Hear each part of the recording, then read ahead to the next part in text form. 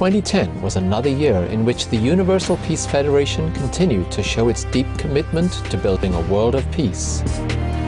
UPF carried out over 200 activities in almost 80 nations, many of them in support of the United Nations mission. Through its global network of individuals and organizations, the Universal Peace Federation is dedicated to building the culture of peace. UPF has been bringing together people from all walks of life, building partnerships for peace. Government leaders, faith leaders, academicians and women leaders, youth leaders, business leaders from the private sector, all are needed to work together collaboratively.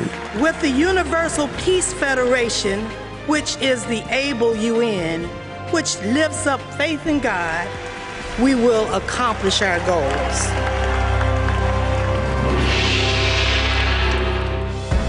International leadership conferences held in over 20 nations inspired prominent figures with the founder's vision of one family under God. We are sharing the best value that different nations and different continents has about family, about our life, about religion. I'm particularly encouraged by Reverend Moon's focus on strengthening the family as the school of love and the cornerstone of peace. Legacy of Peace events were held around the world to honor men and women who had devoted their lives to peace and to mark their passing into the afterlife. The first of these was held at the United Nations following the passing of General Alexander Haig.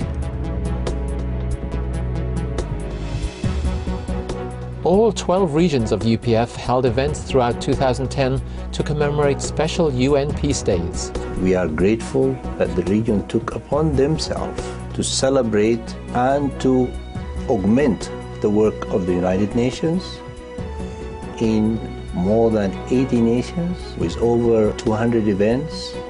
One such event was Women's Day, held in 10 countries, including one at the United Nations in New York City.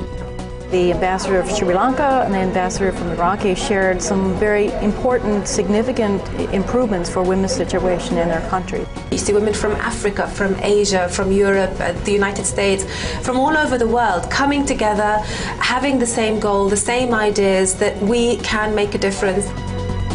Humanitarian work was carried out by UPF chapters throughout the world, including relief efforts in Haiti and Pakistan. An exciting event was held in New York to mark Africa Day, which also celebrated the 50th anniversary of independence for 17 African nations. The program was attended by all the ambassadors from the African Union and their wives, together with many officials from the United Nations, including the Secretary General, who gave congratulatory remarks. I thank you very much, Universal Peace Federation, on this very happy Africa Day. Let us rededicate ourselves to our partnership in the pursuit of peace and progress for all Africa's people. To mark the 10th anniversary of the UPF founders' call for the creation of an interfaith council at the UN, UPF held a series of consultations on this issue. Liberals and fundamentalists in all three faiths must build bridges and attempt to avoid future confrontations.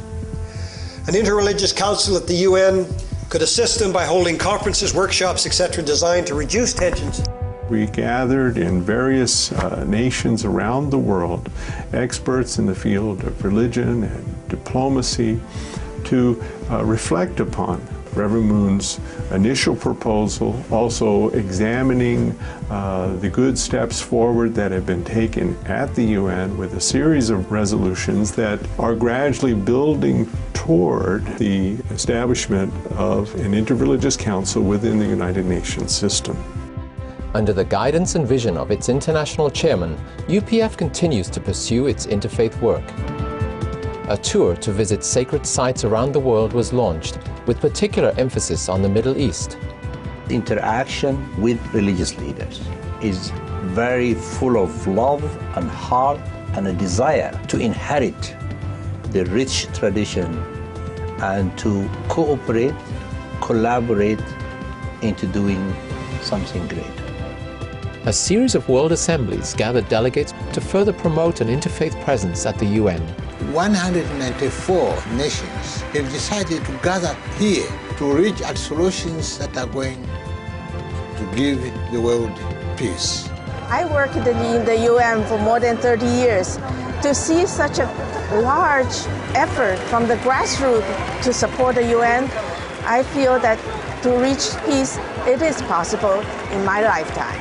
In order to usher in a new era of universal peace, and in order to establish a United Nations that brings an end to war, conflict, poverty, suffering, and injustice, we must receive God's word and God's guidance, and we must know God's providence. That is why we gather here tonight at this World Assembly. UPF's founder appealed to all present to continue striving for peace and unity in their nations.